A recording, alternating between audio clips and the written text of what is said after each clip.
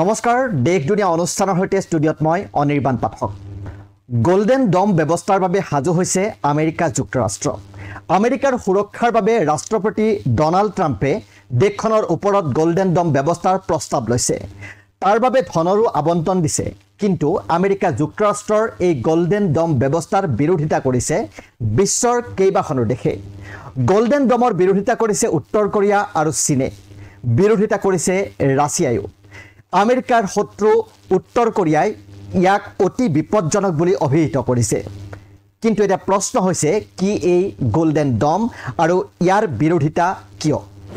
golden ডম হৈছে এটা বহুস্তৰীয় প্ৰতিৰক্ষা ব্যৱস্থা আমেৰিকাৰ ৰাষ্ট্ৰপতি ডনাল্ড ট্ৰাম্পে কোৱা অনুসৰি ই পৰৱৰ্তী প্ৰজন্মৰ প্ৰযুক্তিৰে স্থল সমুদ্ৰ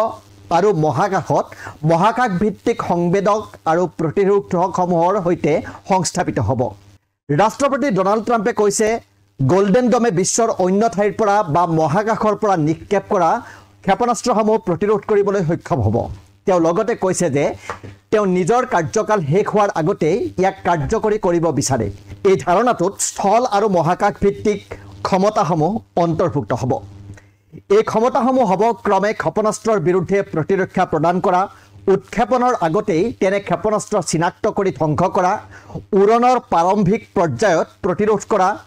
মধ্যপথত বন্ধ কৰা আৰু লক্ষ্যৰ ওচৰ চাপি অহাৰ শেষ মুহূৰ্তত তেনে ক্ষেপণাস্ত্ৰ ৰখাই দিয়া আমেৰিকাৰ এই গোল্ডেন ডম নিৰ্মাণ হ'ব ইজৰাইলৰ নিৰাপত্তাৰ ঢাল স্বৰূপ আইৰন ডমৰ আৰ্হিত ইতিমধ্যে বিগত সপ্তাহত ৰাষ্ট্ৰপতি ডনাল্ড ট্ৰাম্পে এই ব্যৱস্থা নিৰ্মাণৰ বাবে অনুমোদন দিছে উল্লেখযোগ্য যে আধুনিক যুগৰ ballistic missile hypersonic missile cruise missile আদি প্ৰতিহত কৰিব পৰাকৈ বৰ্তমানলৈ আমেৰিকাৰ হাতত কোনো নিৰাপত্তা ব্যৱস্থা নাই তেনে পৰিস্থিতিত ৰাষ্ট্ৰপতি ট্ৰাম্পৰ এই চিন্তা দেশখনৰ নিৰাপত্তাৰ দিশটোৰ বাবে অতি গুৰুত্বপূৰ্ণ হিচাপে বিবেচিত হৈছে যাৰ বাবে ট্ৰাম্প প্ৰশাসনে ধনৰ আবণ্টনো দিছে এই প্ৰকল্পৰ অধীনত আমেৰিকাই শ উপগ্ৰহৰ নেটৱৰ্ক সৃষ্টি কৰিব য'ত আধুনিক সেন্সৰ আৰু ইণ্টাৰচেপ্টৰ থাকিব সেইবোৰৰ কাম হ'ব যিকোনো শত্ৰু দেশে নিক্ষেপ কৰা ক্ষেপণাস্ত্ৰ উৰণৰ লগে লগে ধ্বংস কৰা কিন্তু আমেৰিকা যুক্তৰাষ্ট্ৰৰ এই চিন্তাৰ বিৰুদ্ধে থিয় দিছে বিশ্বৰ আন তিনি শক্তিয়ে এই তিনি শক্তি ক্ৰমে উত্তৰ কোৰিয়া চীন আৰু ৰাছিয়া উত্তৰ কোৰিয়াই আমেৰিকাৰ ৰাষ্ট্ৰপতি ডনাল্ড ট্ৰাম্পৰ গোল্ডেন ডম প্ৰতিৰক্ষা ব্যৱস্থাক অতি বিপজ্জনক বুলি অভিহিত কৰিছে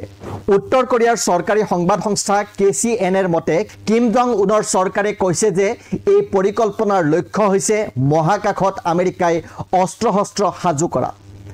উত্তৰ কোৰিয়াৰ বৈদেশিক মন্ত্ৰালয়ে এক বিবৃতি জাৰি কৰি কৈছে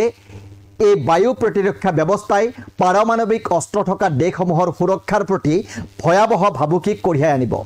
তেওঁ ইয়াক ভাবুকিপূৰ্ণ পদক্ষেপ বুলি অভিহিত কৰিছে যিয়ে মহাকাশত পাৰমাণৱিক যুদ্ধ আৰু অস্ত্ৰচালনাৰ আশংকা বৃদ্ধি কৰিব পাৰে আমেৰিকাৰ এই পৰিকল্পনাৰ বিৰোধিতা কৰিছে চীনে কৈছে আমেৰিকাৰ এই ব্যৱস্থাই বিশ্বৰ স্থিতিশীলতাৰ ক্ষতি কৰিব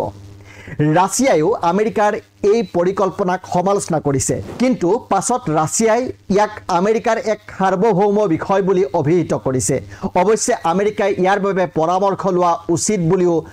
কৈছে ৰাছিয়াই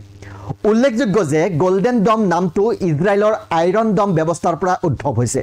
আইৰন ডমে চুটি দূৰত্বৰ ৰকেট আৰু মিসাইল প্ৰতিৰোধ কৰাত যথেষ্ট সফল হৈছে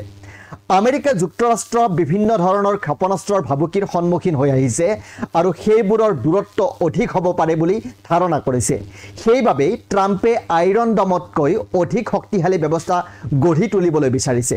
যাক নাম দিছে গোল্ডেন ডম আৰু প্ৰস্তাৱিত গোল্ডেন ডমক লৈ এতিয়া বিশ্বত প্ৰতিক্ৰিয়াৰ সৃষ্টি হৈছে ধন্যবাদ